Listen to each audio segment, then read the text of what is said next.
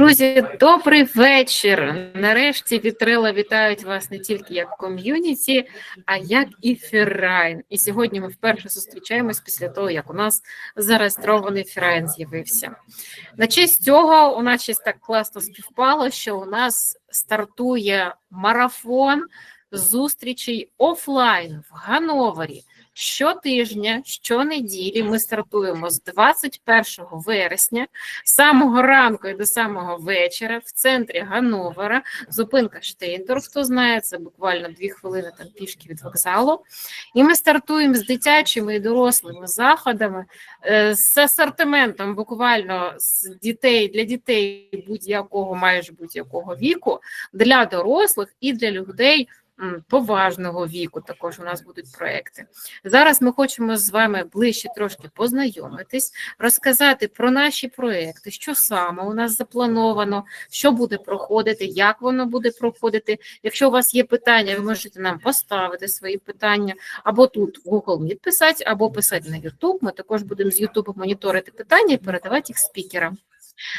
У нас сьогодні багато проєктів заплановано. Модератор зустрічі чоловік з ніком Вітрила, то є Олег Небесов. Він співзасновник, автор ідеї організації нашої спільноти, волонтер чата допомоги Ганновера. Він буде сьогодні модерувати зустріч, вітати наших спікерів. Ну що, поїхали? Так, всем добрый вечер еще рад. Я тоже безумно рад этому вебинару. Еще больше я рад, с нетерпением жду ближайшего воскресенья. Мы сразу, у нас как бы 2 шага одновременно, как Лина сказала, 2 успеха или какой-то такой, как немцы говорят, Майленштайн, достигли очередного этапа. Мы обзавелись собственным домом, и пока по воскресеньям, но мы над этим работаем. И второе, это то, что у нас появилась еще и какая-то юридическая, как бы, крыша, не крыша, но какая-то юридическая, да, юридическое представительство у нас тоже есть. Мы все это на ходу настраиваем, все это, вот. И мы сразу не хотим ни минуты терять, мы стартуем немедленно проект, то, что мы давно хотели делать. Мы хотим, чтобы был дом не только у нас, а чтобы этот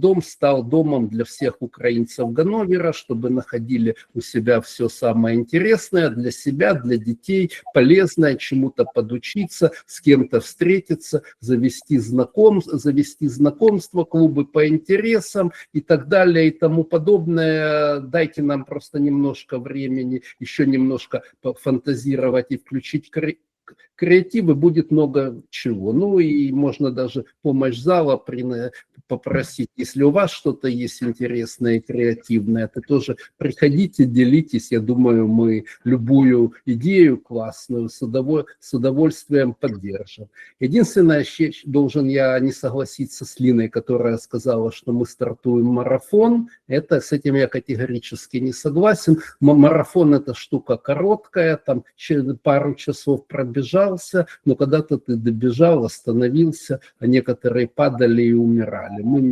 Мы останавливаться не собираемся, я надеюсь, что... Ну, не спринт же ж, марафони бувають довжиною життя. Ну, вот именно про это мы и говорим.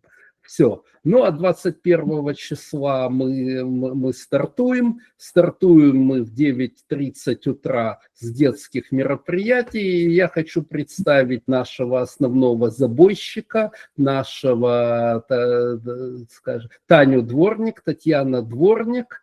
Вот она сейчас расскажет о 3 занятиях разных, которые мы проведем в ближайшее воскресенье. И фишка в том, что 2 из 3 занятий будут потом целый год идти, по крайней мере, учебный. Татьяна, пожалуйста. Спасибо. Так, добрий вечір, шановні. Мене звати Тетяна, я педагог з дуже великим стажем, з маленькими дітьми, дуже багато працювала в Україні, понад 30 років, це дуже багато. А зараз чому я вирішила проводити заняття для дітей в Німеччині.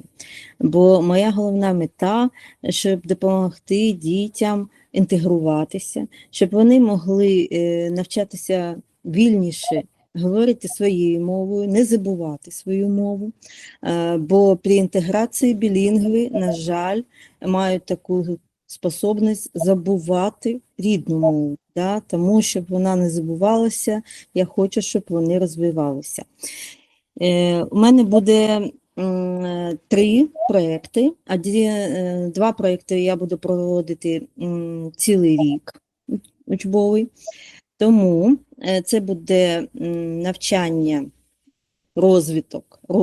ранній розвиток для діточок з 4 до 5 років і з 5 до 6. Так як це маленькі діти, тому у нас будуть багато перевантажено ігор, вправ для діточок, казки, ми будемо дуже багато гратися, але ті дітки, що будуть постарше, то це вже якби підготовка до школи, це не значить, що вони повинні готуватися до школи, писати і читати. Це значить, що вони треба, щоб вони були інтегровані, щоб вони могли розмовляти, щоб вони могли в суспільстві відповідати і розповідати другим дітям і дорослим не тільки свої бажання, але і теж свої мислі, да, свою мету. Багато буде творчості, ми будемо малювати також, ліпити, щось робити по закінченню занять. Ну, також хочеться, щоб дітки, котрим 5-6 років, вони не забували мову і навчилися читати своєю українською рідною мовою. Тому це такий... таке у мене направлення. Також у мене є один проєкт «Маленькі дослідники». Це проєкт по гранту. Він буде проходити лише 6 разів, тому що це проєкт по гранту, тому ми проводимо 6 разів, але якщо це подобається діткам, то може і це буде продовжено далі. Що це значить? Маленькі дослідники – це будуть майстер-класи. Це майстер-клас, жоден не буде схож один на одний. Вони будуть всі різні. І там ми будемо проводити як заняття, як слідування, як знайомство з навколишнім світом, ну і всього, що нас окружає. Також це буде все у світі гри, знань, радості проходити. Тому всіх запрошую на свої заняття. Чекаю вас в суботу з 9:30. В субботу или в воскресенье? Воскресенье. Ну, в субботу я теж хочу, но поки в неділю. Понятно. Ну, мы над этим Да. работаем. Спасибо. Вопросы есть у кого-нибудь? Так. Пока нет вопросов, я спрошу. Вот мы стартуем. Одно занятие, второе, третье идут. Годичная программа для детей. Допустим, родители 5-летки или 6-летки спохватились, в ноябре придут на занятия. Как-то дети смогут догнать остальных? Какая-то программа, как это есть, чтобы дети чувствовали, которые позже пришли, чувствовали себя, тоже могли сразу включатися в заняття? Ну, мабуть, ми будемо бачити, скільки буде дітей, скільки у нас буде ходити постійно. Якщо буде постійно ходити наша група, то, можливо, буде ще одна група. Можливо, да. Може, це буде в другий день, але можливо так, що діти можуть вклинюватися далі. Якщо не буде набору більше, то може бути так, що діти вклинюються в процесі і будуть робити з нами. Бо є таке програмування для дітей, де вони швидко наверстають те, що ми вже пройдемо. Хорошо, Таня, большое спасибо. Я хочу добавить, что на самом деле мы связались с Дом ресурсов ганноверским. Они нам дали мини-гранты на старт некоторых проектов и дают еще некоторые, не успели просто оформить чисто бюрократически. Это классная очень идея. Это именно мы можем пощупать, поэкспериментировать. Например, как вот Татьяны проект с юными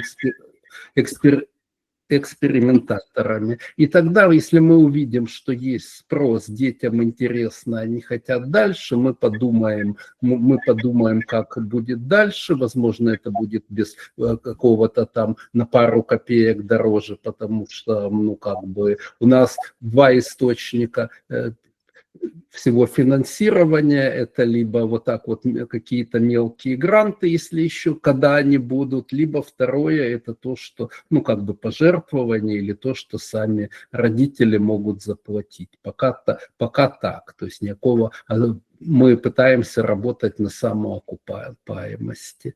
Спасибо, Таня, еще раз. Потом у нас Надежда Скляр, да?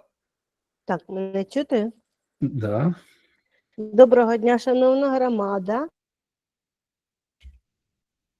Мене звати Надія Скляр. Я приїхала з України, як і всі ми разом, майже всі разом. І сьогодні я представляю такий напрямок творчого спрямування, як бастель-курс для дітей різного віку.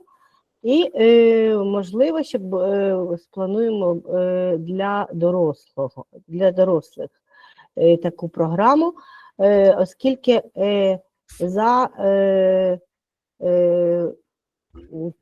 вже на протязі року у нас були такі подібні курси, з іншими ферайнами ми працювали, і дуже велика зацікавленість у мам, у бабушек наших, у більш людей, у кого є час вільний і ще не працюють, але хочуть розвивати свою креативність та творчість. Що ми робимо на нашому курсі? Ми працюємо з натуральними всіми деталями, з шишками, з джутовим шнуром. Ми декоруємо ось такі вази, наприклад, з натуральних речей. Вазу немножко ближе, пожалуйста, камера, белую. Угу, да. Да. Спасибо. Це вот теперь видно. фісташок, так? Це з натуральних кружев із дерев'яних деталей. Банки. Робимо із простих речей, ми робимо цікаві декори. Новорічні декори ми робили і успішно стартували з ними на різних ярмарках. Так, наприклад, такі дзвоники. Діти робили, дорослі брали участь у новорічних проєктах. В цьому проєкті Фантазіраум, він називається, ми плануємо зробити різдвяний вінок на новорічні свята. І тематичні заходи у нас будуть, які присвячені різним напрямкам свят українських. І я запрошую всіх на сімейні майстер-класи і дитячі майстер-класи. У нас вже є така група, яка постійно приходить до моїх занять. І усі дуже креативні діти, всі навчилися працювати з небезпечними матеріалами, як клей чи пістолет. От, і батьки з успіхом їм допомагають це робити. І діти отримують задоволення після кожного курсу, приносять додому якусь нову креативну річ.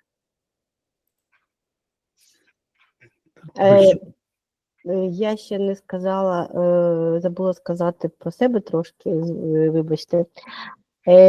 Я теж педагог, більше 20 років працювала в вишах, українських вишах, і ще веду один напрямок, але про нього трошки пізніше, який безпосередньо стосується освіти. Большое спасибо. Готовьте вопросы к Надежде. Мне казалось, мелькнула чья-то рука поднятая. Возможно, даже вопрос еще к Татьяне не успели задать вопрос. Если я не заметил, кто это был, если хотите, то если хотите, сейчас возможность, можно задать вопрос. Ну, а пока немного все думают, Тетяна демонструє на прошлому занятті, її дитина якраз робила дерево бажань, і ось що вийшло з таких... Одну секундочку, мы на YouTube транслируем. Татьяна должна что-то сказать, тогда картинка попадет в кадр. Иначе YouTube не видит Татьяну. Таня, включи микрофон и скажи что-нибудь, и покажи картинку еще раз. Микрофон. Да. Не слышим тебя, ладно, мы еще покажем. Но, к сожалению, боюсь, не все красоту это увидели. Так, хорошо. У меня вопрос к Надежде. Надежда, не уходи, пожалуйста. Не, я просто таку... Тоже. Є у мене ще такий взірець свій. Але у дітей вийшов краще, ніж мій. Понятно. Скажи, пожалуйста, у тебя стоит там возраст от 3 до 99 на ближайшее занятие.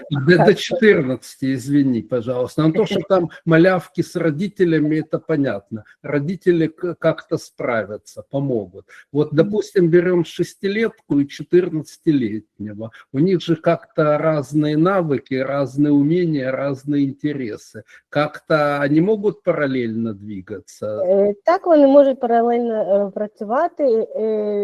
Молодшим дітям я допомагаю сама і допомагають мої асистенти, і батьки підключаються, якщо потрібно, а більш старші вони самостійні. Але я вам хочу сказати, у мене по тогорічному курсу у мене є такі діти, які в 5 років працюють краще, ніж бабушки і мами. Тобто від заняття до заняття вони практикують свої навички, розширюють їх і дуже добре поводяться з усіма. Ну, фантазії, креатив у дітей вище, ніж у дорослих. Повірте мені, роботи виходять дуже гарні. І ще я хотіла би доповнити Тетяну. Якщо буде зацікавленість, ми хочемо зробити ще на канікулах, можливо, будемо проводити лагерні групи. Тому чекайте наші анонси. Ми працюємо з дітьми на креативних таких засадах, і їм дуже цікаво. У нас був опит з цим. В тому році ми проводили 2 лагеря, і наші всі дівчата, які сьогодні тут анонсують свої заходи, брали активну участь, і усі батьки були задоволені і приходили ще потім до наших курсів. Надежда, большое спасибо. Напомни еще раз, когда у тебя занятия в ближайшее воскресенье. 21 вересня заняття починається 13:30 до 15:30. Приходьте і 3 артисти разом з нами. Понятно. Если Мастер-клас, вдруг, фантазія. если вдруг папа приведет ребенка, скидку папе за мужество дадим? А у мене вже записався папа вот з 2 так. дітьми. Так. Понятно, хорошо, спасибо, спасибо, Надежда. Так, дальше у нас новые лица, я хочу представить. Начнем с Елены Бодня. Мы очень надеемся, если не на ближайшем занятии, то там через 1-2 занятия позже она стартанет со своим проектом. Опять-таки, это будет с помощью Дома ресурсов. Я предоставляю слово. Лена, пожалуйста. Добрый вечер, меня зовут Лена Бодня, и я пока еще не в самом Ганновере, но уже в проекте наши уже стартуют, да, уже пробуем мы запускать новые проекты, и вот запускаем их в Ганновере. Я планирую сначала сделать небольшой проект по поводу аэродизайна. Вот это такое красивое название для шариков, из которых можно будет сделать различные фигурки. Цветочки, какие-то собачки, самолетики, сабли, мечи и так далее. Вот. На это у нас пока выделяется немного занятий, но я думаю, что мы справимся, и детки начнут осваивать это тоже интересное занятие, научатся, как пользоваться шариками. Не боясь, что они лопнут или еще что-то. Ну, в общем, все будем крутить шарики и дарить друг другу цветочки. Вот, это очень приятное, милое такое занятие. Вот. Плюс в этот же проект войдет, скорее всего, несколько уроков, как делать флеш-тату детские.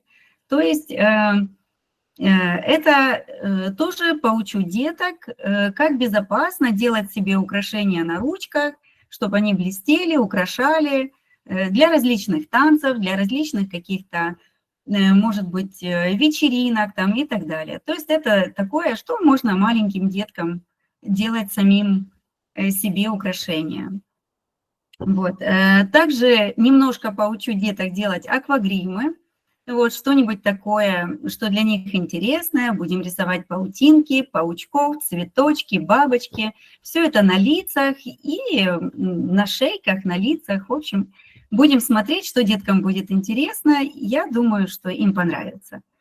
Вот. И также есть у меня, я вообще сама, помимо того, что я участвую в благотворительных мероприятиях, я и в Украине работала с детками, аутистами. Это как вне моей работы, это мое хобби, и я помогаю деткам, чем могу.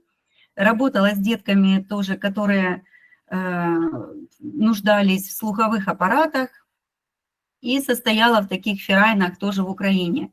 Здесь я состою в 2 ферайнах, работаю с немецкими детками, которые тоже немножко нуждаются в различной помощи, где-то психологическая помощь, где-то там физическая помощь. И мы с ними работаем, рисуем, делаем что-нибудь такое. И вот вообще моя профессия – это финансист-экономист. И затем я планирую уже для более старших деток запустить один проект, который называется «Финансовая грамотность для детей». Вот. Я бывший банковский работник, у меня большой опыт, я начальник экономического отдела была долгое время, до начала войны. Вот. И поэтому я вижу, что детки нуждаются в этом проекте, потому что многие родители ко мне обращаются с просьбой, чтобы я объяснила, какие бывают валюты, как с ними управляться, что такое обмен валют, как можно зарабатывать на обмене валют, как объяснить ребенку, что такое разная валюта, как пользоваться карточками, в чем разница наличные деньги, безналичные деньги. И самое главное, что волнует родителей, это как научить ребенка экономить деньги, то есть как правильно распределять денежки. Вот этому мы будем это разбирать на дальнейших наших проектах. Елена, большое спасибо. Я уточню только, на какой возраст рассчитаны те или иные мероприятия? Первый проект, который будет стартовать, это у нас аэродизайн и аквагрим. Вот. Ну, возможно, там еще будет и флеш-тату. Вот. Это рассчитано на деток до 12 лет. То есть здесь мы будем учиться, развиваться. Здесь это будет, ну, наверное, от 6 лет, потому что раньше нету смысла, чтобы ребенок мог понимать, что делать с шариком, чтобы он его не просто лопал, а чтобы он понимал, как правильно, в какую сторону надо заворачивать. Есть некоторые нюансы, которые ребенок должен осознавать. Спасибо. Вот. Финансовая грамотность – это уже для детей постарше. Это от 10. Я прошу прощения, насчет финансовой грамотности мы немножко тоже не стоим на месте. Я сейчас дам слово следующему выступающему, и там частично у нас будет несколько курсов, похоже, финансовой грамотности. Так, хорошо. Вопросы к Елене есть? Так. Вопросов нет, тогда большое спасибо, Лена. Есть предложение, я видела в чате, что для взрослых тоже такая, ну это даже не финансовая, а банковская грамотность необходима здесь. Надежда, опередим, такое тоже у нас есть. Да. Окей. Ясно. Ну и в любом случае мы, по крайней мере, я давал несколько вебинаров и там цеплял тему защиты прав потребителей, страховки, финансов. То есть это как бы будет спрос, что-то сделаем. Вот. Елена, еще раз спасибо. А я хочу дать слово еще одному новому лицу, я надеюсь, которое мы будем видеть часто на наших площадках. Это Наталья Герасимова. И, пожалуйста. Добрый вечер. Спасибо, Олег, большое. Добрый вечер. Рада вас всех приветствовать. Подхватываю, скажем так, Елена начала эту тему о финансовой грамотности, и у нас возник, вот мы обсуждали с Олегом, с Татьяной, этот проект о финансовой грамотности. Я была амбассадором от Национального банка Украины, представляла в ряде, скажем так, дошкольных заведений, где мы проводили, была программа разработана Национальным банком, ну, они привлекали и иностранных экспертов, там люди, которые обладают знаниями, педагогическим образованием. Была разработана серия занятий, которые помогают детям абсолютно разного возраста, ну, каждое занятие под определенный возраст, там и школьники задействованы были. Я занималась конкретно работой с детьми, дошкольниками. Почему? Потому что я решила, у меня огромный, сейчас я представлю сначала тоже, огромный, больше 25 лет, почти 30 лет я проработала в банке, приходила с кредитным экспертом элементарным, стала начальником кредитного управления, занималась анализом, то есть вот полностью финансовый анализ предприятий крупных, таких как вот у нас, мы знаем, там наши ДТЭК, анализировала, ну, в общем, крупные корпорации. И также занималась анализом малого и среднего бизнеса по программе IPC. Кто из моих коллег, банковских сотрудников, они, возможно, это знают. Поэтому сейчас мы хотим стартануть, начать, если нам одобрят и все пойдет хорошо, с финансовой грамотности для детей. Я не могу сказать, что это вот финансовая грамотность для детей, я в этом профи. У меня есть опыт, но он достаточно небольшой. И если в дальнейшем вот Елена захочет взять эту тему, я с радостью, пожалуйста, ну, пусть занимается этим вопросом люди, которым это нравится. Мне больше нравится, конечно, у меня колоссальный опыт. Я была и начальником управления обучения, тоже в крупных банках. Я работала как в международных банках, так и отечественных, таких как и ATP банк, и Прокредит банк, и...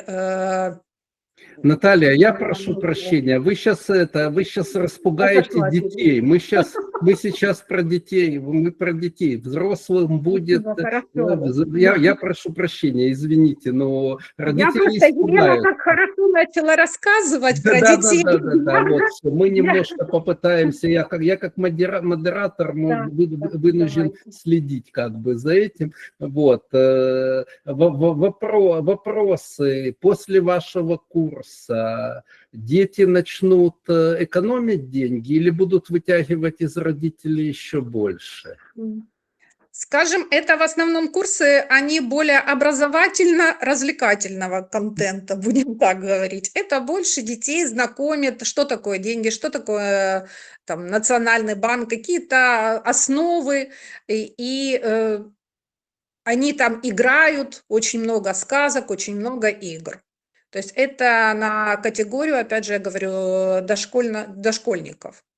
Они не могут сидеть достаточно долго. Занятие идет приблизительно где-то час. Первый, опять же, когда я говорю час, это не значит, что мы сидим с ними час.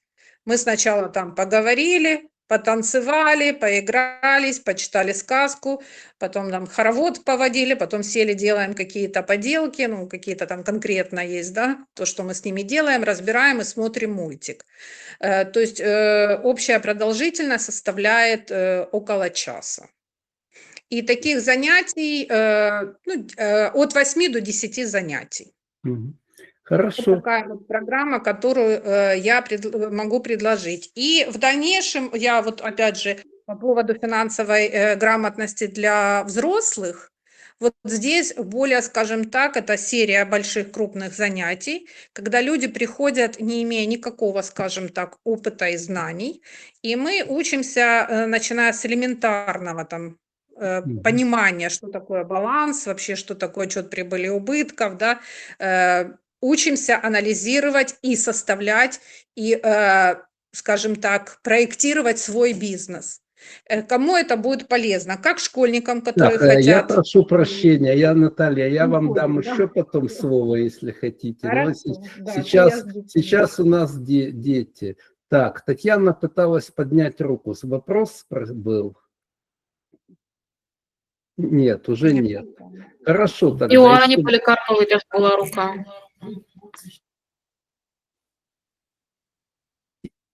Так, Аню мы не слышим. Микрофон надо быть.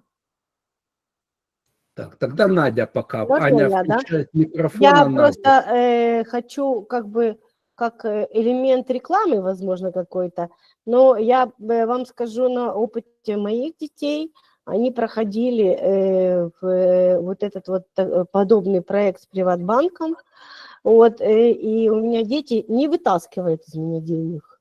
Мало того, они еще учатся зарабатывать, вот, и активно как бы, ну, во всяком случае, в вопросах банковских операций они соображают больше, чем я.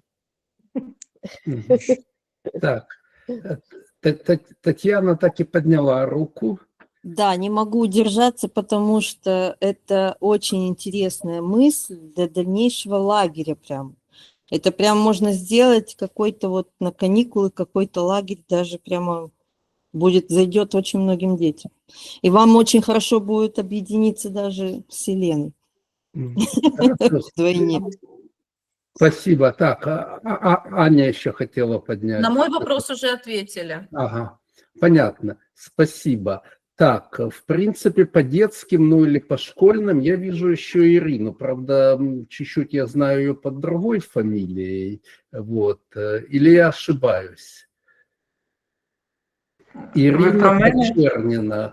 Це правильно? Я Ірина Почерніна, але моє дівоче прізвище Клочкова, і мене, в принципі, тут усі знають під Клочковою. Тому я Ірина Клочкова для всіх. Ось. Я можу розповісти, так?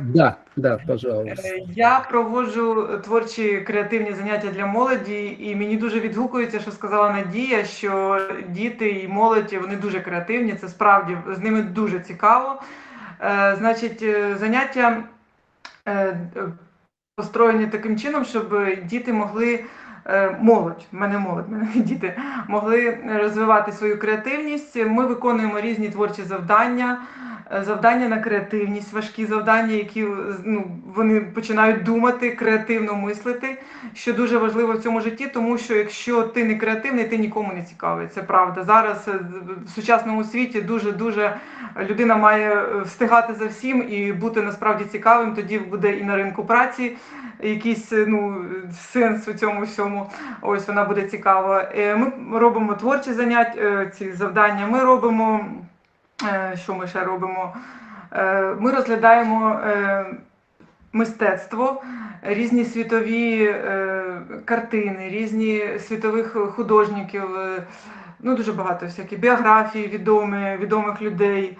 Ось, і це все вислови, класичну музику, романи. Це все ми проходимо, і це все дуже в цікавому ракурсі. Ось, плюс, наприклад, сюрреалістичні картини ми розглядаємо і теж, наприклад, я показую половину сюрреалістичної картини, і діти, молодь додумує, що там зображено на іншій половині, і зазвичай їхні фантазії набагато крутіші, ніж там зображено. Ось, тому так. І загалом це для того, ці зустрічі для того, щоб молодь, вони дуже не впевнені в собі, щоб ті, хто починає тільки писати, творча молодь, щоб вони змогли себе відкрити. В нас такий безпечний простір, вони можуть говорити про все вільно, їх ніхто не критикує, ми тільки навпаки комунікуємо, навпаки спілкуємося дуже приємно. Моя креативна зустріч вміщує в собі дуже багато всього. Ось, і ми зазвичай за 2 години ми не встигаємо, але будемо намагатися в 2 години вкластися. Ось так. Я можу говорити про це довго, тому я зупиняюся. Хорошо, большое спасибо, Ирина. Все-таки давайте с возрастом определяться. На какой возраст рассчитано? З 14 до 25. Але зазвичай приходять десь до 21 року. Десь так, 22 у мене були, хоча бувають і 25-26, і вони разом, все нормально, нема ніякої проблеми, усі разом спілкуємося. Понятно, спасибо большое. Мне просто не совсем, мы с вами как-то еще не обсуждали ничего до этого. Я буду рад поболтать как-нибудь, но я понял, что на школьников рассчитан курс. Вы чуть-чуть старше, но ничего захватываете, но ничего страшного, я думаю, рад. Кстати, в витрилах это, наверное, вот то, что 16+, это самая недосягаемая для нас категория. Це дуже цікава категорія. Да, у мене є они как-то нас игнорят пока, но мы что-нибудь придумаем. Хорошо. Вопросы есть к Ирине? Тогда я задам еще вопрос. Можете сразу не отвечать, а ответьте действием потом. Когда мы следующие ваши произведения увидим на сайте Витрил? До речі, я написала одну історію, вона має публікуватися. Я зараз пишу свій роман, я його ніяк не завершу, але я написала історію.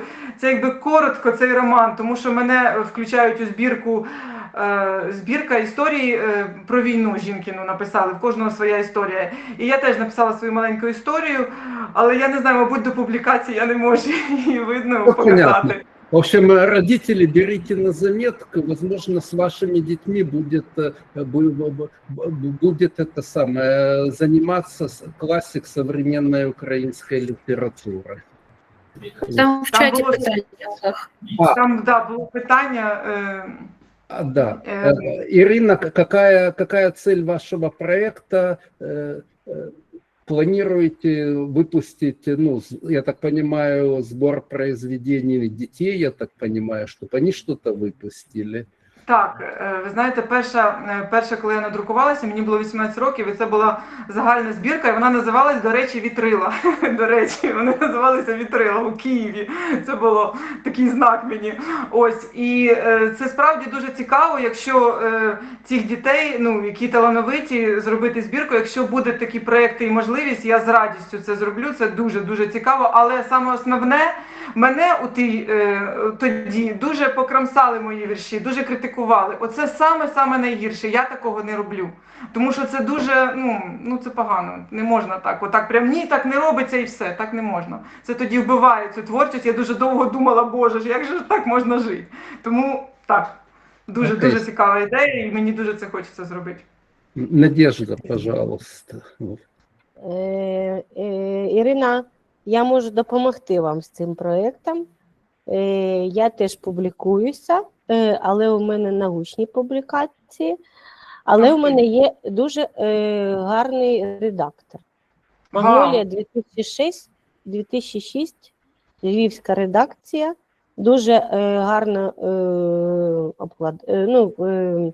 оформлює ті всі публікації, вони на слуху, вони активно просувають свої збірки. Так що я можу вас познайомити з дуже цікавою. Це супер. Я вам напишу, Надія. У мене інші питання є. Але я хочу сказати, що дякую вам, що збірку можна випустити. Це ж не тільки мають бути вірші, це може бути маленькі якісь історії, вірші. Це все. Творчість, вона ж зовсім різна. Тому це мені це дуже насправді цікаво. І діти дуже талановиті. Хорошо, Ирина, спасибо. Ждем и ваших публикаций, ждем, что занятия начнете. И, по-моему, в области уже детей и школ у нас осталась одна Татьяна еще, да, из всех проектов. По идее, да. Пожалуйста. Доброго вечора. Мене звати Тетяна Махаринська. Я з міста Харкова. Дуже рада вас всіх сьогодні вітати. В мене один із проєктів – це проєкт в'язання гачком для дітей від 8 років та дорослих. Це проєкт для новачків, які хочуть навчитися в'язати гачком, які хочуть зробити якийсь елемент декору або якусь свою річ своїми руками. Цей проєкт дуже класно підходить мамі з дитиною, яка хоче наладити з нею контакт, зробити якусь спільну річ або просто проводити разом час в теплій атмосфері, де всі один одного поважають, допомагають і розвивають свої здібності. Так, це, мабуть, все. Большое спасибо. Зустрічі почнуться у нас не 21 вересня, а 28-го. Перша зустріч буде 28 вересня. Так. Ирина, поднятая рука или показалось? Так, але я подумала, що я дуже швидко підняла. В мене своє, я хотіла доповнити своє, згадала, але це я дуже швидко піднялася, я вибачаюсь, я пізніше скажу. Да. Ничего страшного. Так, если я правильно понимаю, то пока детские проекты... Не, еще одна поднятая рука. Светлана, вы уж будете выступать как взрослый проект, да? Да, микрофон, все, сейчас чуть позже дам слово. Мы сейчас перепрыгнем немножко возраста от самых молодых до тех, кто уже, скажем так, к сеньорам. Скажем так. И я хочу передать слово Ларисы Махлай. Мы тут я не знаю, у нас стартуют, кроме таких детских проектов, еще и мы решили как-то заняться, вернее мы, это Ларисина инициатива, решили заняться сеньорами. Пожалуйста, Лариса. Доброго дня, мене чутно гарно? Да. Так, звичайно, я представляю зараз цей напрямок, представляю його з душею і з серцем, тому що я сама з Києва, я вчитель трудового навчання, працювала багато років, дуже багато всього цього можу, відгукується будь-який проєкт, який я сьогодні чула, все це моє, але так трапилося, що з війною я отримала квартиру в комплексі для сеньор. І ви знаєте, я впевнена, що нам усім важко в еміграції, особливо в вимушеній еміграції, але людям старшого покоління це найважчіше, якщо можна так сказати, це дуже важко. Тому ми не можемо не підтримати їх, не надати їм такого, хоча б спробувати надати такого гарного простору для спілкування, для підтримки один одного, і ми будемо старатися також їх підтримати. Перша зустріч наша відбудеться 27 вересня. Спочатку ми будемо гуляти по паркам Гоновера, допоки нам допомагає природа і погода.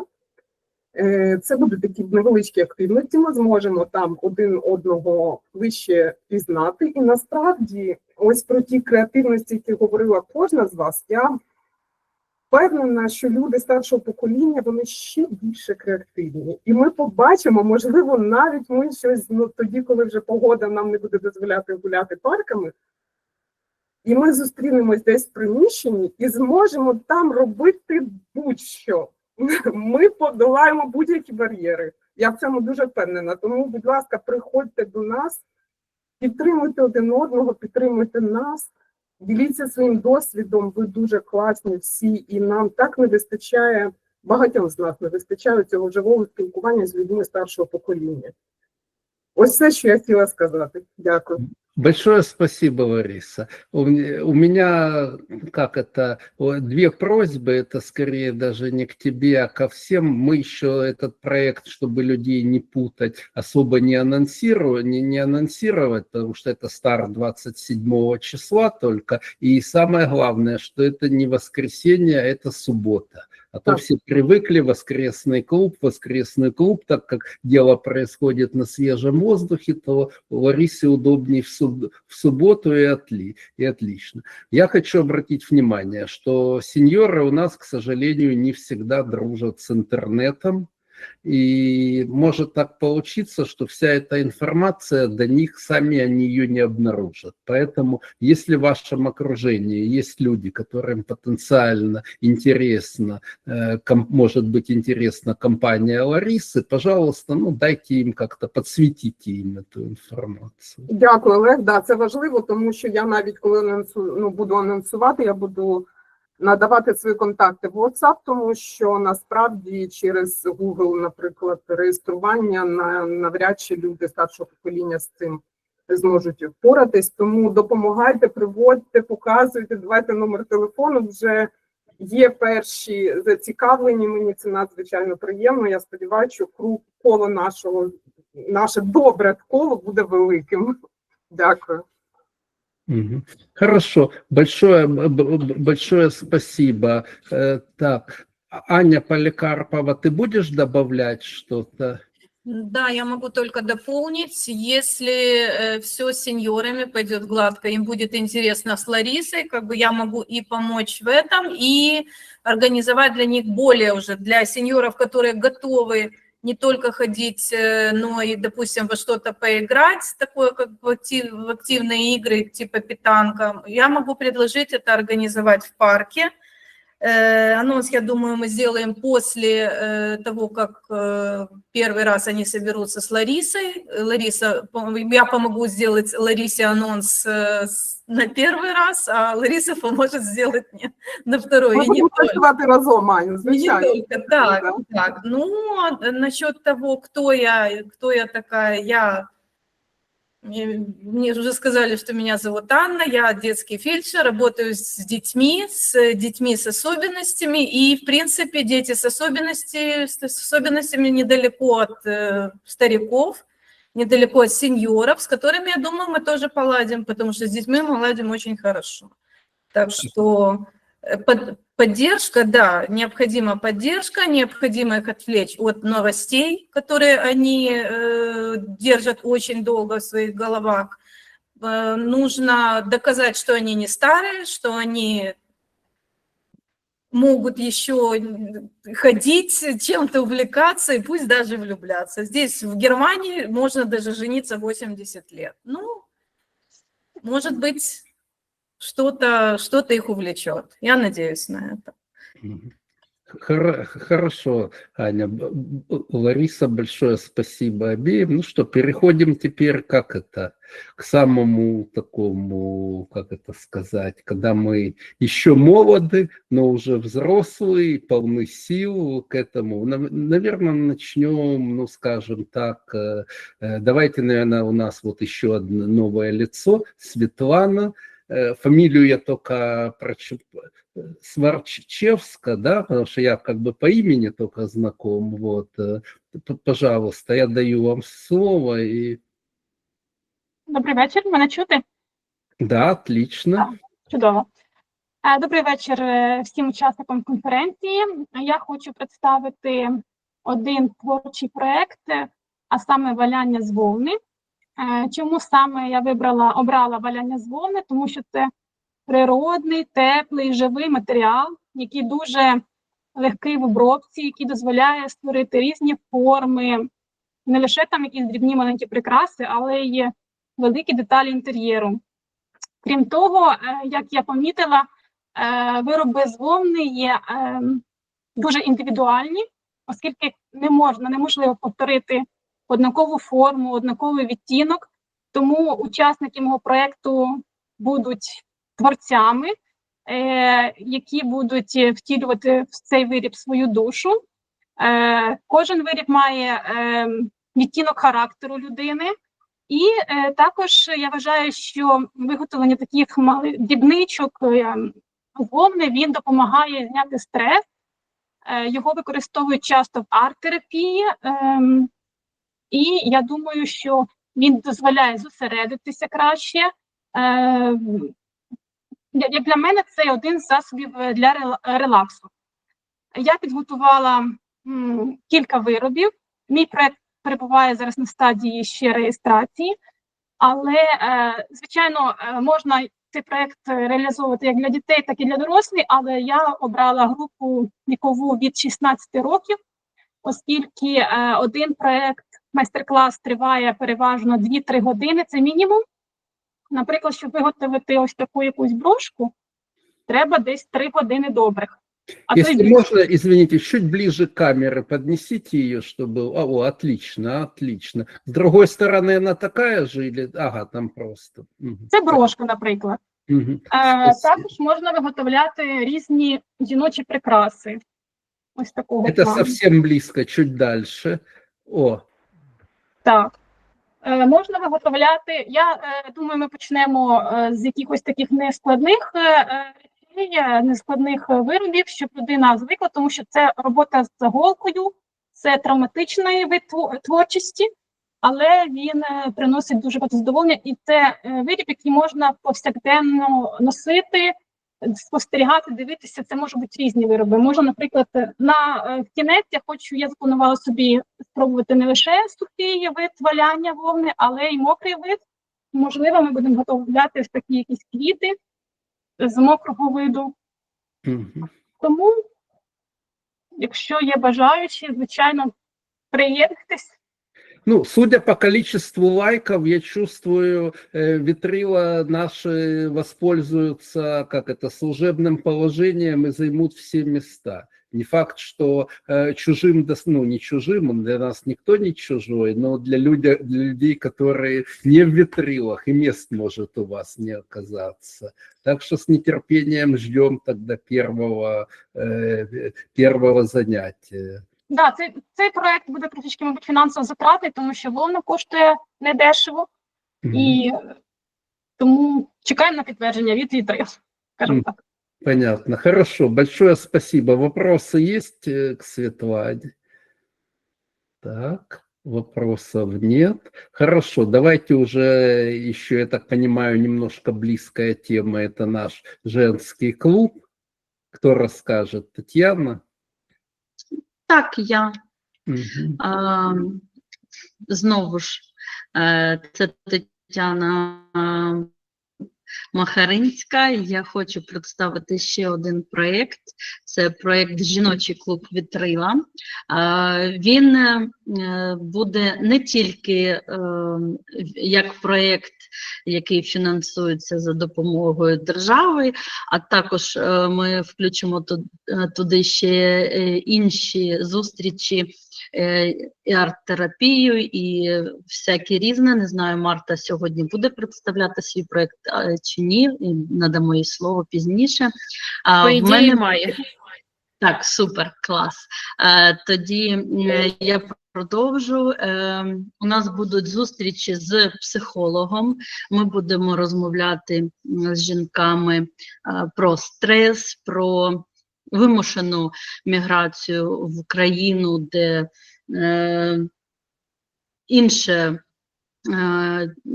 сприйняття деяких моментів, так, ми будемо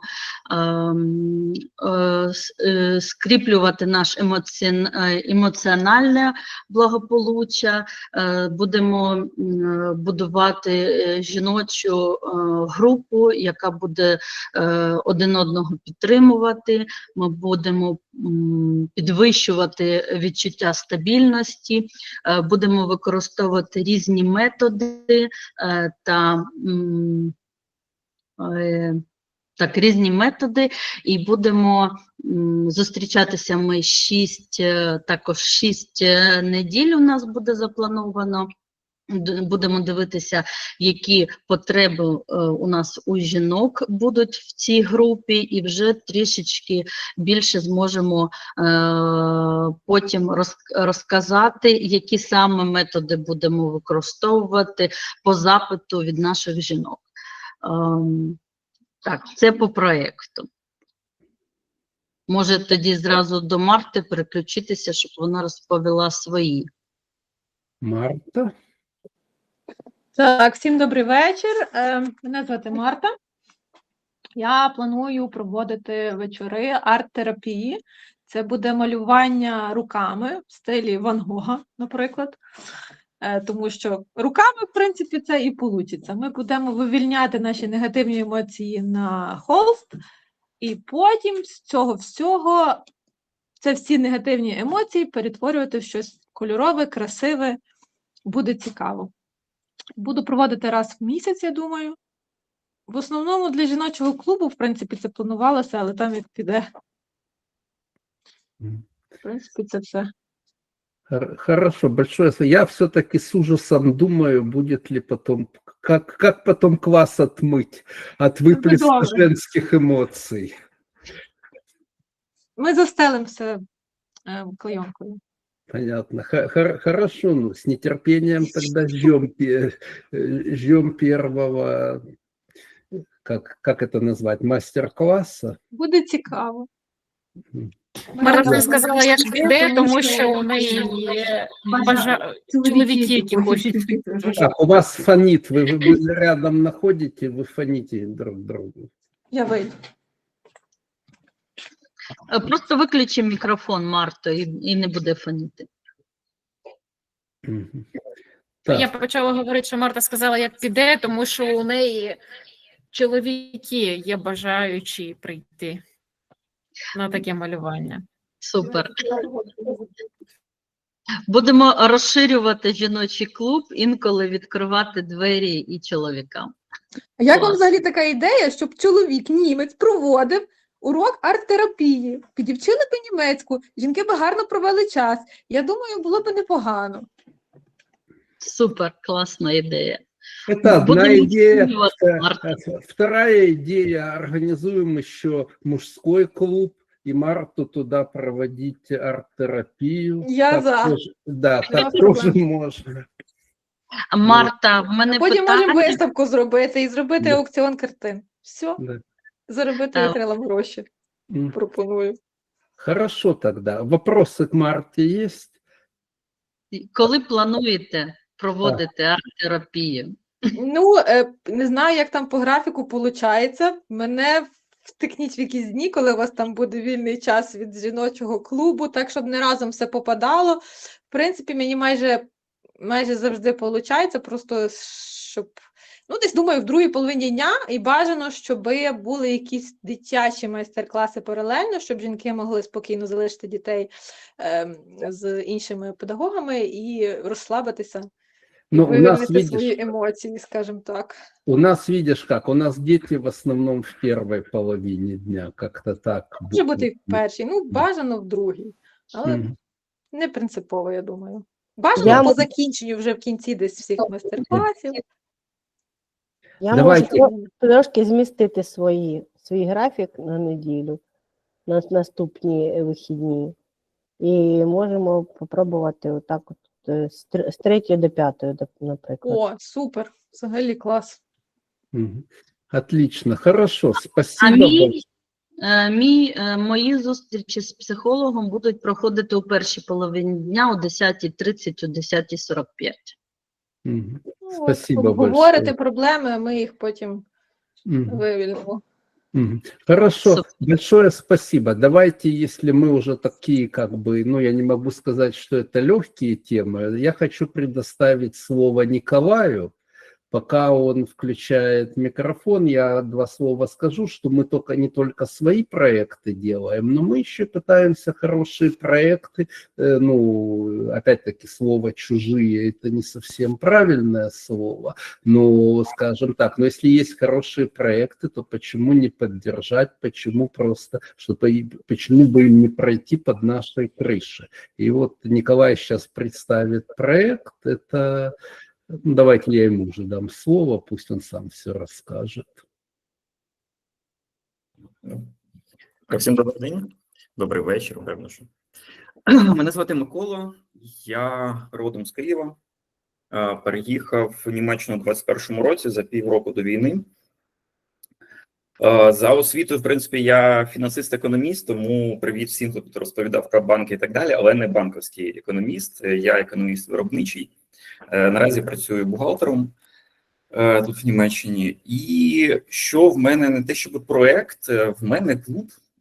Десь в 22-му році ми з дружиною почали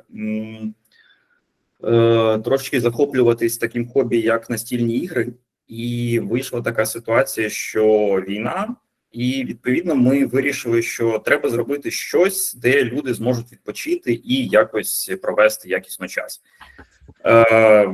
Перші півроку це певно, що в нас було такі зустрічі. Це були зустрічі в Латсені. Ми змогли домовитись, нам там дали безкоштовне приміщення. Це як від міста. Через те, що там дуже довга така система, у нас був Ферайн, і від якого ми там проводили свої зустрічі. І, в принципі, це спочатку лише були настільні ігри, але десь рік тому я почав підключати соціальну дедукцію. Ми з дружиною, в принципі, дуже багато ще давно грали в таку гру «Мафія», це соціальна дедукція, але в класичну мафію. Це зараз там в Ганновері декілька людей проводять балаганну мафію, це коли там маніяк, може ви в курсі, там ще такі там є путана, там додаткові якісь ролі є, але ми грали в класичну. І, в принципі, зараз починаємо підключати ще цю гру. І така ситуація вийшла, що влітку в нас майже не було активності, і я вже думав потрошечку закривати цю ініціативу. І тут Олег написав, сказав, що в нього є приміщення в центрі міста, і ми, в принципі, не дуже довго думали. По причині того, що, по-перше, ми живемо в Зюштаті, і їздити в Латсен було занадто далеко, мені було занадто далеко, а відвідувачам тим паче. Вони прям не хотіли так далеко їхати. Деякі люди з інших міст. У нас просто є таке невеличке ком'юніті, ну там десь 60 людей наразі. Було більше, але ми підчистили. Хтось пішов, хтось прийшов. Але невеличке ком'юніті є. І дуже багато людей, які не з Латсену, і їздити далеко, прямо відверто далеко. Що ми пропонуємо? Перше, це для повнолітніх.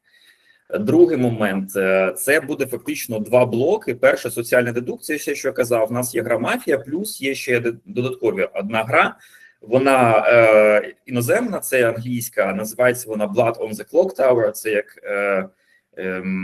кров на годинниковій вежі перекладається, але не суть, там просто рольова гра, Всі соціальні дедукції, вони побудовані в одній схемі, умовно є дві команди. Одна команда організована меншість, умовна мафія, які знають один одного, і неорганізована більшість, які не знають один одного, і відповідно на цьому побудовано практично всі ці ігри. Тобто хтось знає когось, тобто тим, хто більшість, треба знайти меншість. Відповідно, це все на розмовах будується, і це реально дуже крута тема, коли можна прокачати свій навик, розмовляти когось, переконати в чомусь. Якщо ти умовна мафія, тобі треба переконувати, тобі треба брехати, ну без цього ніяк. І також у нас є блок, це настільні ігри, вони бувають різні, але ми намагаємось зараз відходити від тих, які йдуть, наприклад, 5-6 годин, є такі ігри, прямо партія дуже довго йде, тому ми концентруємось більше на таких іграх, де 20-30 хвилин, бажано до години, умовно, щоб швидко розповісти правила, отримати задоволення і якісно провести час. Для кого це? Як я казав, для повнолітніх, в принципі, в нас відвідувачі від 19, є одна жіночка 80+, тому я, в принципі, охоплюю все, що повнолітнє і цікавиться чимось цікавим, не знаю, тавтологія, але, коротше, кого зацікавить, приходьте, 16:30 починається, в принципі, ідеальний формат для того, щоб просто поспілкуватися з людьми, провести якось час і так далі. Не буду затягувати, якщо є питання, задавайте. Да, вот одна поднятая рука, Аня, пожалуйста. Я просто хотела сказать, что я пару раз была, мне очень понравилось. Меня научили играть, я не помню, это был морской бой на несколько человек, на 4, по-моему, 4 против 4 мы играли. Капитан Сонар называется. Да. И еще, сейчас я вспомню, что было реально круто, но очень далеко. И поэтому как-то ездить, да, с другого конца города было очень неудобно, а с учетом того, что в следующий день там тоже чем-то ты занят, то это почти было невозможно. Так що... Ось, ми так і думали. Коротше, я даю другий шанс цьому проєкту, спробуємо до кінця року, подивимося, яка буде динаміка. Якщо буде хороша динаміка, ми зараз там Інстаграм піднімаємо, трошечки рекламу даємо і, відповідно, трошечки заспамили всі українські чати. Подивимося. Якщо буде підходити люди, то чому ні? Я тільки за. Надежда? У мене таке питання. Чи плануєте ви розширювати свої ігрові проекти з німецькою мовою?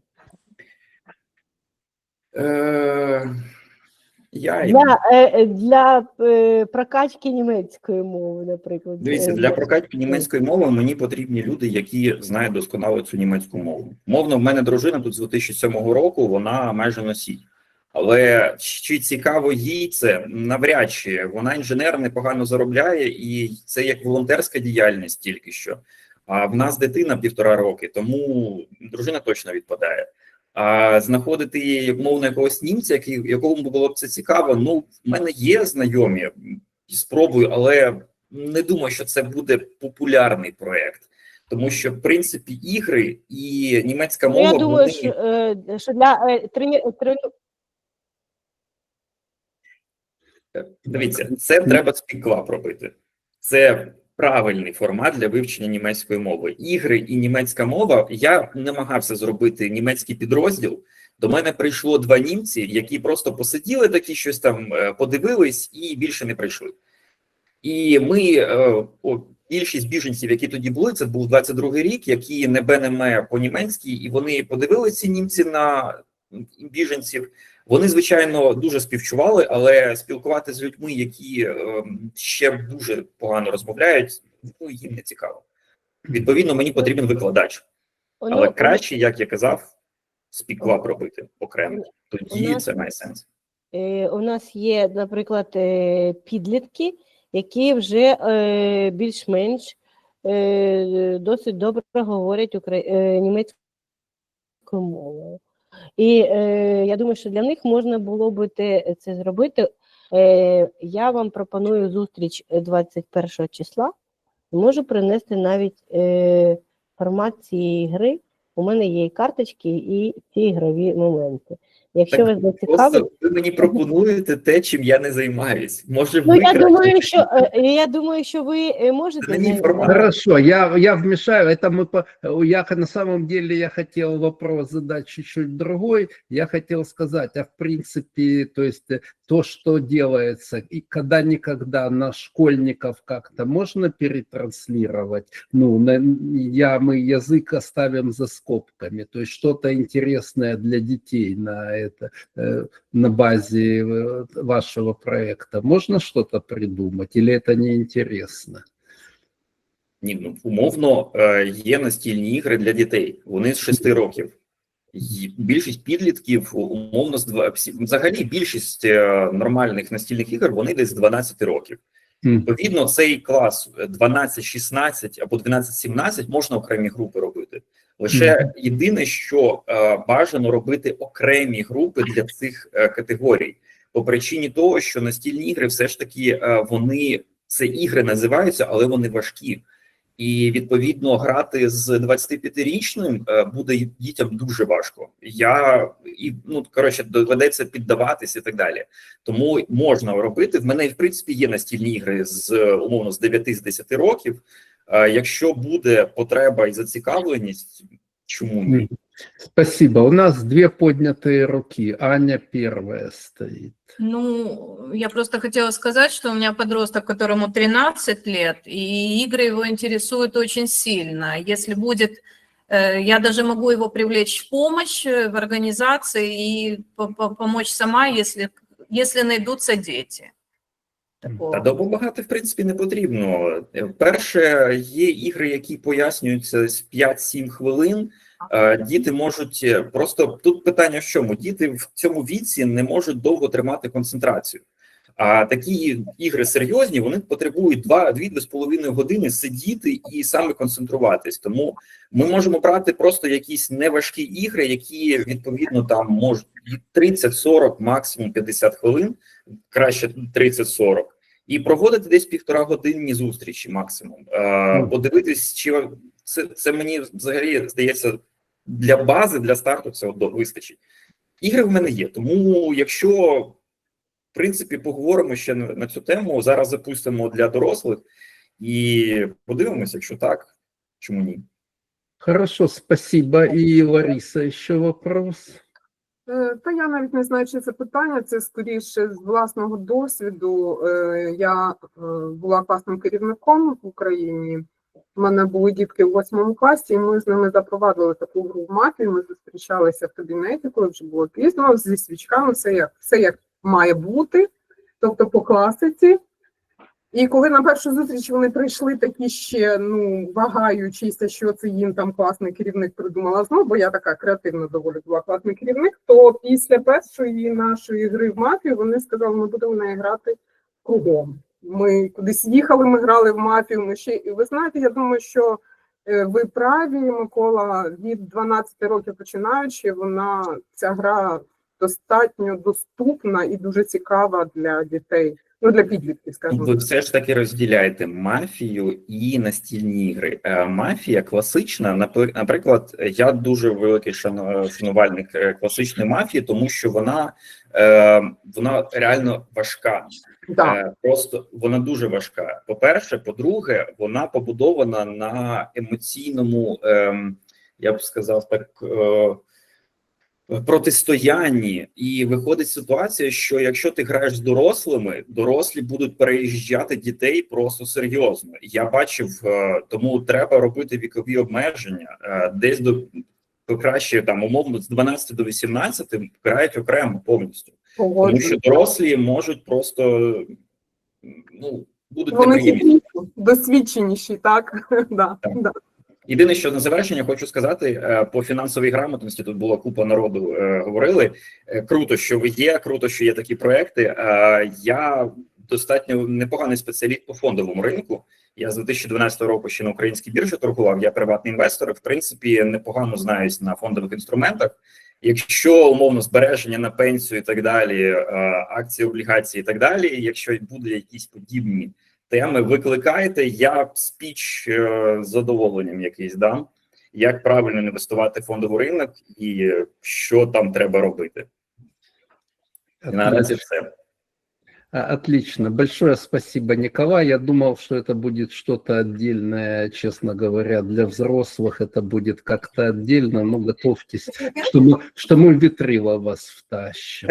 Так, вот. Ліна, пожалуйста, поднятая рука. Так, у мене теж є питання. Мова українська, я правильно зрозуміла? Я зараз розмовляю на українській, але я російськомовний. Дружина в мене білоруська, тому базова мова все ж таки російська клубу. Але в нас десь третина відвідувачів спілкується на українській, і ніхто нічого їм не каже. Тобто всі розуміють, хто не розуміє, ну їх проблеми. Дякую, у вас чудово українська, отримала задоволення. Ну, я білінг, тому так. Хорошо, большое спасибо. Ну, наконец, самое скучное мы оставили на самый конец остались такие, ну, скучные темы. Карьера. Так, Лина, я тебе слово собрался давать, а ты жуешь. Вот, 21-го. Я теперь буду тянуть время. Вот, значит, Не, я уже проковтнула. Так, подождите, а кто фонит? У Марти отключено. Почему? Как у тебя? Ты Марта, фонишь? не фони. Так, хорошо, значит, смотрите, сейчас мы поговорим про карьерные мероприятия и на самый конец оставим тему бизнеса. Карьеру мы проводим 2 практических вебинара, не вебинара, извините, как это, мастер-класса, воркшоп, коучинг, тренинг. Вот Лина у нас сертифицированный карьерный коуч. Пожалуйста, расскажи, что будет у тебя. Ще раз добрий вечір. Я не фоню, все нормально? Это вот как раз эхо. Марта, я фоню, іди звідси, пожалуйста. Так, по поводу моїх проєктів. Так, я дійсно займаюся коучингом. В лайф-коучингі я вже більше 5 років. Це по стандартах ICF, хто знає, це міжнародна, найбільша в світі коучингова організація. В Німеччині тут я пішла вивчати кар'єрний коучинг, пройшла менторство і зараз працюю офіційно в команді коучів German Upgrade, також веду приватний коучинг. Теж поділюсь, сьогодні у мене один із клієнтів отримав омріяний контракт. Я просто святкую цю подію дуже сильно. Чому? Тому що у людини нема досвіду по цій професії, у людини нема сертифікації по цій професії, у людини майже тільки от якісь курси, українські, причому не німецькі курси, і людина влаштувалася в IT, UX дизайнером на зарплату не нижче, ніж німці.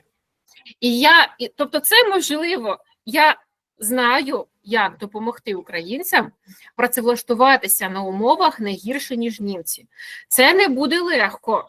Це складно. Я розказую просто, що робити, як робити, даю план, список дій для кожного клієнта, який до мене приходить, і ми з ним працюємо. Що буде проходити конкретно у нас в вітрилах? Я хочу провести груповий коучинг в маленьких групах. Для чого маленькі групи? Для того, щоб я могла приділити час кожній людині і попрацювати з кожною людиною окремо. Тому що, умовно, якщо для дизайнера це буде ось такий шлях, а для людини-бухгалтера це буде такий шлях, там для людини, не знаю, сейлса це буде ще третій шлях. Тому я мушу приділити час всім, я закрила групу, це максимум, я думаю, 7 людей буде, більше я просто фізично не потягну, тому що у нас всього година. Що буде за цю годину?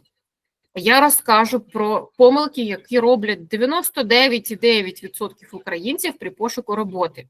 Що 100% треба змінити в стратегії, а чому треба приділити увагу.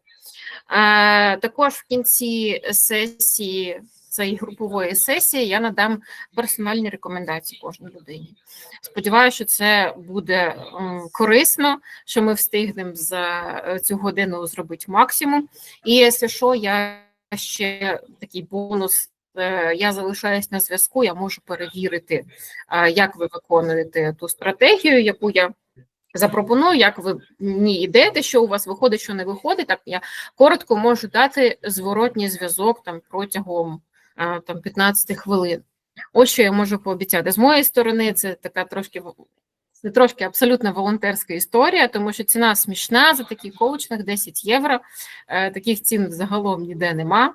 Але це моя ідея, я хочу спробувати такий формат роботи. Для мене це новинка, тому що раніше працювала тільки в персональному коучингу. Буде 2 зустрічі, як мінімум, 2, може бути 3, у мене дуже плотний графік.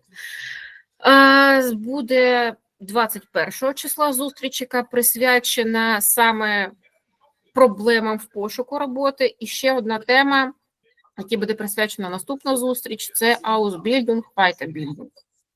Як обирати, як подаватися, як збільшити шанси на отримання фінансування, або чим можна замінити платний Weiterbildung якими безкоштовними курсами, а таке теж можливо.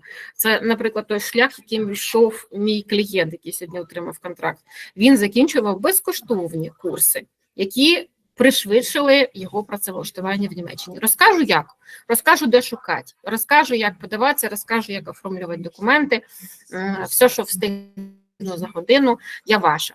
Наступної дати про Ausbildung поки що нема, тому що у мене плаває ще зараз графік, але коли буде, я розкажу. Реєстрація в шапці нашого профілю в Інстаграмі або є посилання в нашому інфоканалі. Буду рада вас бачити. Там, мені здається, ще 2 місця є. Окей. Лина, вопрос написали. Лина, у меня мечта открыть свой образовательный проект, но не знаю, с чего начать. Это тоже к вам? Вопрос, все, я понял, вопрос в том, это к тебе? Я думаю, що це швидше до тебе. Да, це я про хотел. відкриття бізнесу. Да, абсолютно верно. Я сразу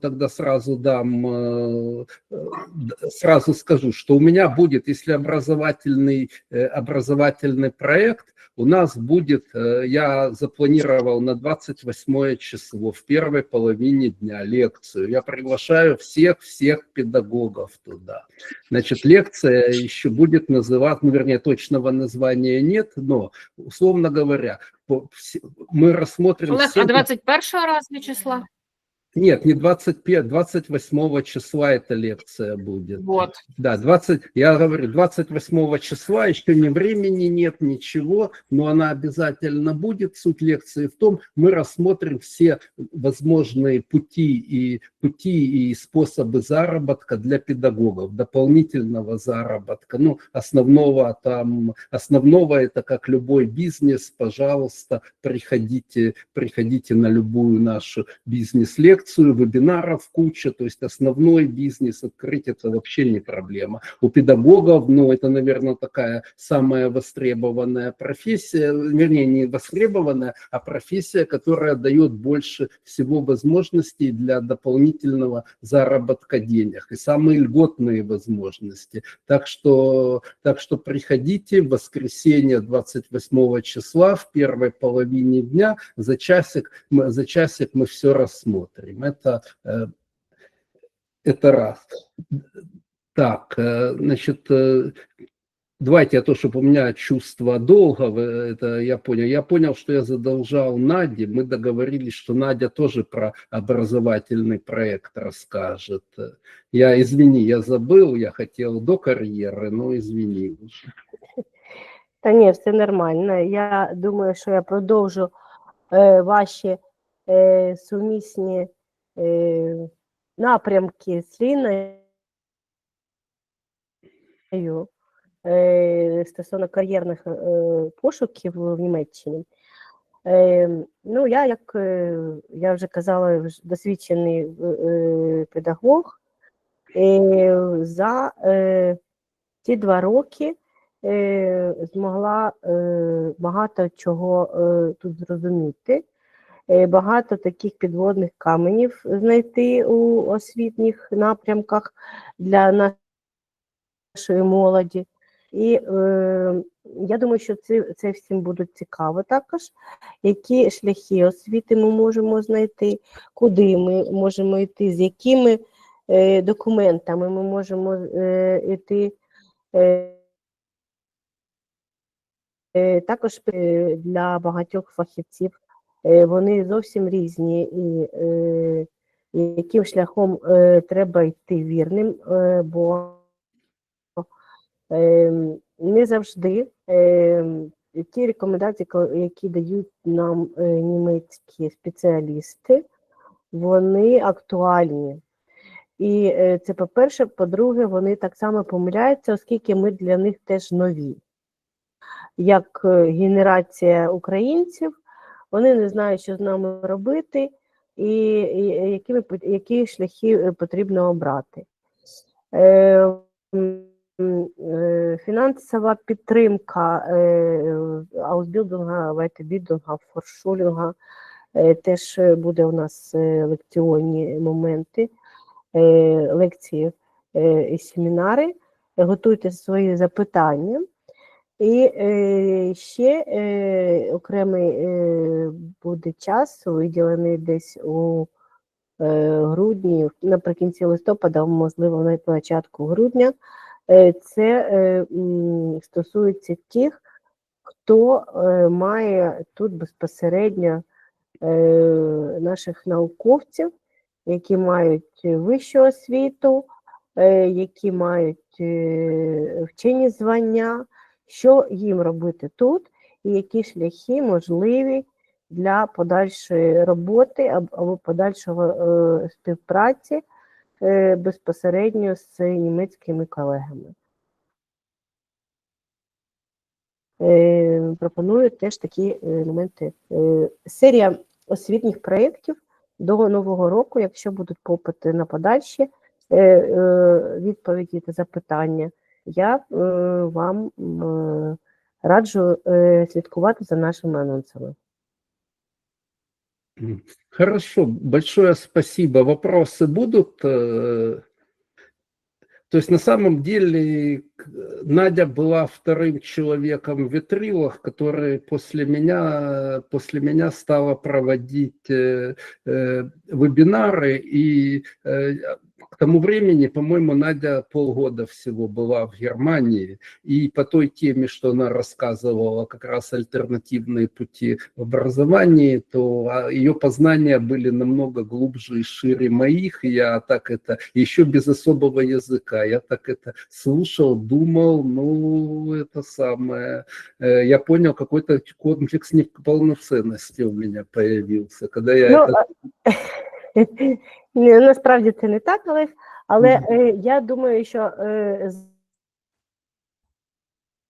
за рік, який ми тут провели у контакт-студії Мальденбурга, університету педагогічного Мальденбурзького, ми поглибили і розширили свої пізнання стосовно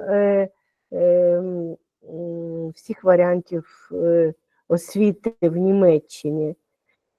Ну і я вже пройшла певні свої шляхи і набила певні свої шишки, і можу поділитися, як це не робити.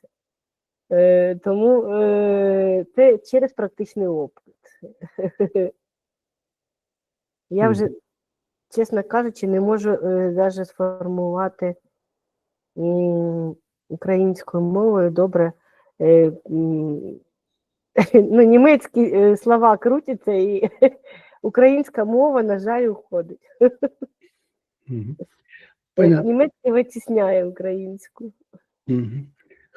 Ну, хорошо тогда. Я думаю, у нас рано или поздно появится учитель украинского языка, будешь ходить восстанавливать украинский язык. Вот это шутка. Хорошо. Да, большое спасибо, Надя. Так, возвращаемся к карьерному треку. Вот, значит, перед Линой будет мой практический воркшоп про ошибках на собеседованиях. Ну, я не знаю, видел кто-то или нет. В прошлом году мы на заре Витрил пару раз проводили онлайн-вебинары, где как бы человека 1 на 1 собеседовали. Вон Аня была первой жертвой, помнит, да, я надолго запомню. Да. Вот, значит, скажем так, интернет, оно есть интернет, ну, это интернет, значит, сейчас я уже тогда на какое-то время забросил эту идею, потому что, ну, я видел, что аудитория просто не готова, там оказалось, что для меня был шок, что у большинства людей еще не написан, не составлен Вебенслауф, не написано Бевербунгов, ничего. А все, что касается собеседований, да даже поиска работы, это практическая наука, это не теория. Теория тут минимальная. Тут надо практиковать и просто как кататься на велосипеде, как иностранный язык, прокачивать. И вот именно этим мы займемся на моем тренинге. То есть я буду показывать упражнения, или мы будем как бы имитировать те или другие фрагменты собеседования. Вы будете в двойках, тройках друг друга смотреть, видите, как делает партнер ошибки, и будете пытаться их не делать. И вот в таком мы поупражняемся. Главное, что вы поймете, какие, ну, скажем так, я каждому покажу, в чем его персональные слабости, над чем работать. Не думайте, что вы станете экспертами после 2 часов, но у вас будет шанс потом дома отрабатывать как-то эти все упражнения. То есть, скажем так, несколько проваленных собеседований я вам обещаю сэкономить. Вот. Наши лажают как только можно. То есть даже если люди толковые специалисты, но элементарные не делают ошибки детские, и это производит негативное впечатление, сразу нет. А если еще к этому добавить немецкий язык, это катастрофа полнейшая, поэтому мы упражнения проработаем на родном языке. Когда созреете на немецкий, приходите, будем тогда еще добавлять немецкий язык, а пока затронем вещи, как правильно рассказать о себе, как задавать вопросы, как озвучивать требования по зарплате, как уходить от вопросов таких, мягко говоря, скажем, каверзных вопросов. Все. Кто был в прошлом году, у меня был тренинг и интернет-лекция «Почему мы должны на работу взять именно вас». Это был немножко выше пилота, это, скажем так, это для продвинутых, это чтобы выглядеть лучше, чем конкурентов. Здесь мы просто будем стараться выглядеть не хуже конкурентов. Этого пока для большинства это главный дефицит, главная проблема. То есть посмотрим.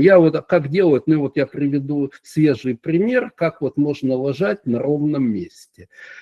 Вот, это не совсем про собеседование, это как бы про, инициатив Бевербунг или как бы холодный контакт. Пишет мне парень, из IT-отрасли, там крутой, менеджер, SEO, в общем, все, что довольно-таки сильную позицию хочет, и спрашивает: Олег, а вот я тоже, я из вашей области, нет ли у меня для него там каких-то контактов, кто ищет таких специалистов, и вот там немножко про себя написал, буквально два слова, какие проекты общими словами, и буду благодарен за любой отклик. Ну и вот смотрите, как получается. То есть мне, чтобы этого человека кому-то порекомендовать, мне нужно еще 10 раз к нему обратиться, там пришли Лебенслауф, пришли задай уточняющие вопросы. А почему нельзя было? Я, естественно, ответил вежливо, что у меня сейчас ничего нет, рынок плохой и все такое. А на самом-то деле ошибка в том была. Пришли все документы, я бы глянул, может быть, я бы прочитал все его документы, сказал: и я знаю, кому отдать все. Нет, сразу сам человек сам себя спалил. На собеседовании вы палите себя точно так же, и просто уже когда даже проявляются сильные стороны, то вы уже как бы люди, работодатели вас не воспринимают просто всерьез. Кстати, работодатели потенциальные из сферы бизнеса я на этот тренинг тоже приглашаю. Я хочу, наоборот, посмотрите иногда, потому что особенно если будете брать украинских, наших специалистов, то может оказаться, что за вот таким вот ужасным поведением на собеседовании скрывается достаточно толковый специалист. То есть вы посмотрите, как люди лажают, вы поймете, что надо от этого абстрагироваться и все-таки пытаться докапываться до сути человека. Но это уже как бы вторая часть. В принципе, тогда, если я не ошибаюсь, с Аней получилось, когда мы в интернете, именно так. Вот. В общем-то, как-то я представил этот тренинг. По поводу этого тренинга есть вопросы? Так, вопросов нет, спасибо, приходите на практику. Вот, значит, я могу сказать, что я, в отличие от Лины, не сертифицированный специалист, поэтому ко мне на этот тренинг записалось мало людей, но пока мало, скажем так. Скорее всего, этим людям повезло, я буду работать, я уделю все свои силы и время именно тем людям, которые придут. Вот. Значит, что еще? Значит, вы видели, что на мои тренинги, что по бизнесу, что по собеседованиям, относительно высокие цены. Это сделано умышленно. Это еще для бизнеса будут с каждым вебинар будет дороже и дороже. Там еще все. Но я объясняю, что у нас тут в основном педагогическая команда. Вот, значит, скажем так, педагогика детская и педагогика взрослая, вот, она абсолютно разная. Я бы даже сказал, что педагогика просто для взрослых не подходит. То есть если дети – это, так сказать, пустой сосуд, и туда, взрослые, сеют доброе, вечное, вот, то есть это пустой сосуд, который надо наполнить авторитетами, играми, и, как-то привлечь, в общем-то, дети по одной технологии наполняются, взрослые по другой. У взрослых уже к моменту контакта у них уже полная голова. Иногда полная голова непонятно чего. Поэтому просто туда что-то влить информацию уже невозможно, ее нечего. То есть взрослую информацию туда ее не вливаешь, а они всасывают ее. А всасывают это прежде всего мотивация. И вот именно об этой мотивации, то есть, скажем так, немотивированные люди, которые, приду послушаю, что там Олег делает, это не работает. Потому что, во-первых, не будет воспринято, потому что лень человеку просто будет упражняться все. Потом он через 2 дня не найдет работы и скажет, что Олег неинтересно рассказывает. Мне нужны люди, которые действительно хотят чему-то научиться, которые из меня будут вытягивать информацию. Так что, кто не боится, приглашаю в гости.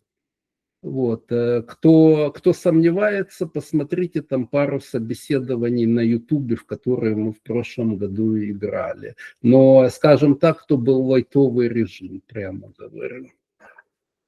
Так, спасибо.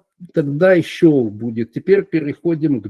Владимир руку поднял. Пожалуйста. Владимир... Я думал, вы ко мне на бизнес записались. Владимир? Ладно. Меня не слышно, да, сейчас? Да. Да. Можно ли на этот семинар по прохождению собеседования без записи попасть? Или нужно будет записаться обязательно? Значит, я уже это написал в бизнес-чате, что можно без записи, но я написал, это касается всех наших вебинаров, я метафору приводил. Если вы записались, то нам немножко проще планировать. Я приводил метафору, что мы иногда принимаем гостей. Вот. Одно дело, когда люди, ты там сказал, я у тебя буду, ты знаешь, сколько тарелок, сколько рюмок поставить. Когда у тебя открытая дверь, ты просто не представляешь, сколько людей к тебе придет. Ты справишься, но я не понимаю проблемы записаться. Если вдруг у вас не получается, вы пишете, извините, там вот последний момент, поменялись планы, это все нормально. То есть, но можно и без записи. Олег, да, это все понятно, я это все читал. Просто там, где нужно записаться, и была ссылочка с регистрацией, я это сделал. Из 3 семинаров на 2 я уже записался, и я отправил анкетку. Может, я пропустил что-то, поэтому я уточняю. Не. То есть на 2, если вы, у нас 3 мероприятия, вернее, я участвую в 3 мероприятиях, в одном карьерном, туда желательно регистрироваться. Второе, сейчас я расскажу про бизнес, это туда тоже желательно регистрироваться. А 3 встреча предпринимателей, просто даже в чате там предпринимателей напишите, ребята, я буду, мы там посчитаем просто, сколько людей написало, ждите, буду, и все, мы уже примерно знаем, сколько людей. Вот. Если вы хотите, сразу говорю, что желательно все-таки, чтобы приехали с какой-нибудь вакансией по специальности, на нее там типа как обычно бевербинг написали, я одним глазом взгляну и в принципе будем, Лебенслав, может там какие-то косяки замечу, сразу скажу. Естественно, это все на немецком надо. А если у меня английское резюме? Английское это сразу стратили, потому что половина немцев сразу... Я не соглашусь, Олег. Що?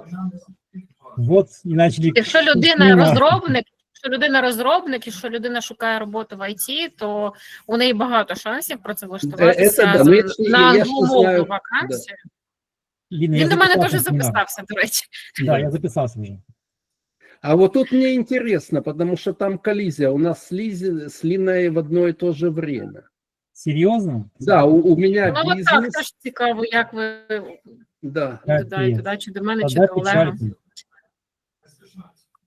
Мы начинаем одновременно, у меня по бизнесу 2 часа, у Лины 1. Я знаю, у меня с 11 собеседования, потом до 13, с 13:30 у меня это по этому самому, по бизнесу. А у мене на 13:30 коучинг. 13, 14. Значит, жена останется, будет там заниматься, а я буду заниматься коучингом. Понятно, хорошо. Так, ладно, переходим теперь к бизнесу. Так, вот. На самом деле у нас был вопрос про педагогический бизнес, вот, как ошибки. То есть ошибка, но ее, правда, очень можно быстро исправить. Татьяне я обращаюсь, которая вопрос задала. То есть, по идее, то, что вы сегодня не представляете какой-то проект тут с нами, то это ваша большая ошибка. У вас было примерно 1,5 года, чтобы найти нас, чтобы присоединиться, предложить как-то, проконсультироваться. То есть все это надо было сделать. Еще не поздно, то есть я вам советую в воскресенье, опять-таки, что так вот сейчас будет вебинар, и расскажу про семинар «Большие проблемы маленьких предпринимателей». Вам полезно очень послушать его будет, потому что, возможно, это ваш вариант, и потом будет встреча предпринимателей, это тусовка, это посмотрите на людей, которые не побоялись открыть бизнес или собираются, то есть это та среда, в которой надо вращаться. Итак, большие проблемы маленьких предпринимателей. Наверное, слышали, как это некоторые размышляют о бизнесе. Klein Unternehmer, Klein Gewerben. Я начну там с чего-то маленького, и люди думают, что это проще, это легче и так далее. Но Воркшоп называется «Большие проблемы этих самых маленьких предпринимателей». То есть на самом деле это подходит для такого ограниченного числа случаев, а все остальное подводный камень на подводный камень. Я все эти подводные камни расскажу, и слушатели будут так вот сидеть, у каждого в голове свои планы, чем заниматься. На каком-то этапе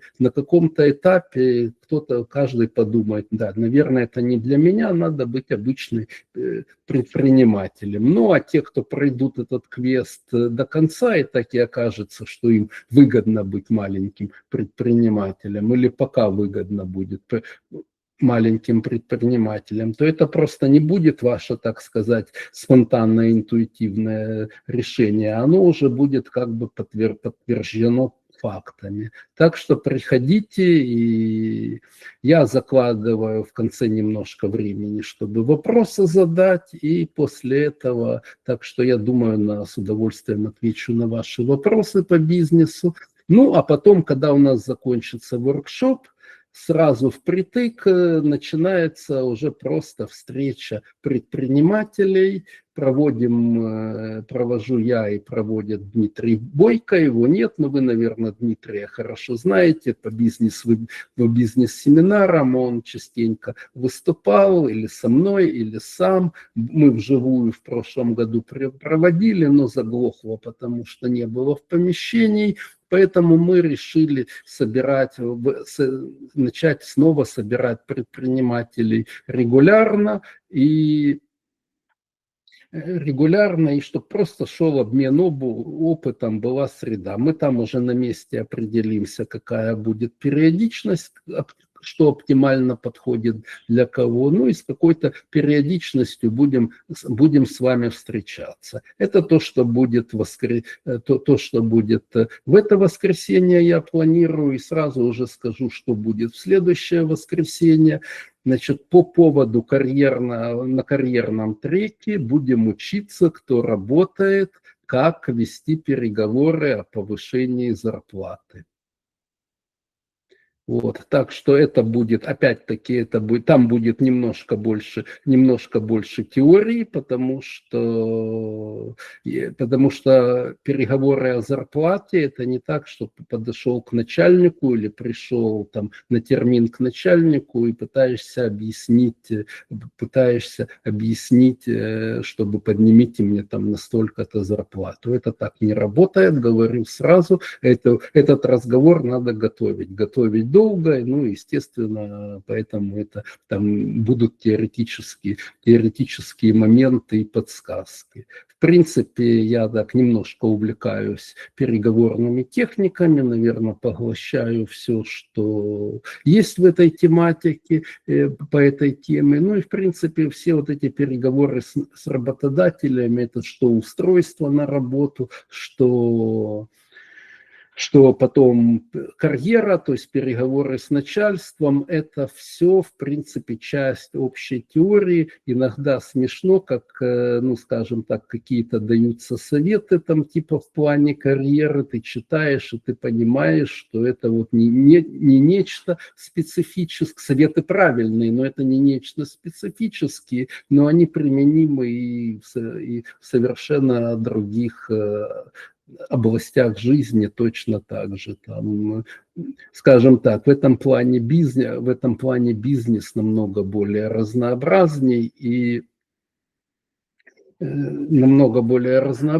там больше возможности проявить себя в самых разных направлениях. В воскресенье будет 28 числа уже лекция для более, скажем так, взрослых предпринимателей, которые обычно, вот если ты не маленький, а большой это кто, либо ты работаешь, как вы слово «selbstständig» слышали, то есть или «gewerbe», то есть вы слово «один человек», и это одно юридическое лицо. Либо вы открываете такое ГМБХ, либо вы открываете, там еще есть командитные товарищества. Мы посмотрим, немножко там будет курс по немецким налогам, причем это будет не на... Они вроде бы нудные, но я расскажу просто принцип. Вы поймете, принцип очень простой. Немецкие налоги, они громоздкие, но по своей логике они очень простые.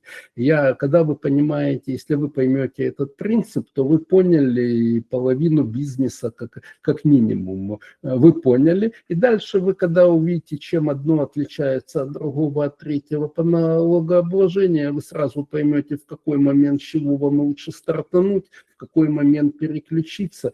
И потом знаете, что если мне потом захочется этого, я вот переключусь туда, а если я пойду в другую сторону, то мне лучше вот такая юридическая форма. И мы прямо циферки получим, когда примерно в какой момент надо переключаться. Так, ну и уж коль бизнес затронули, потом будет еще один, это, наверное, уже намного позже будем вычищать дурь из головы, когда вместо ГМБХ люди создают мини-ГМБХ или ГМБХ за 1 евро. Это тоже когда-то будет, ну и когда-то будет то, что мне наиболее интересно. Я хочу познакомиться с людьми, то есть мне понравилось, это люди задают на индивидуальных консультациях, но вот интересно таких людей собрать вместе, которые интересуются, там это называться будет «Этюды для богатеньких братин», и там мы будем разговаривать про всякие фонды, про фонды, про там трехэтажные холдинги, там еще, в общем, все то, как богатые экономят на налогах и как по минимуму сохраняют для последующих поколений. Такой очень, скажем так, жизнеутверждающий будет семинарчик. Вот так вот, значит, ценники, смотрите на ценник, значит, я оценивал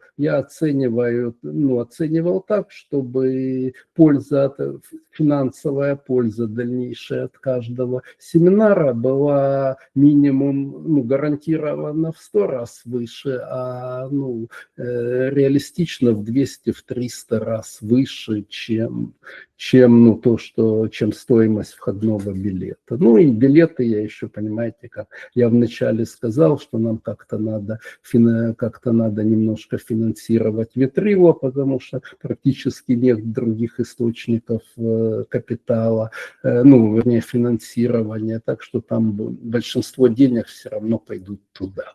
Вот, кажется, все рассказали. Вопросы? Так.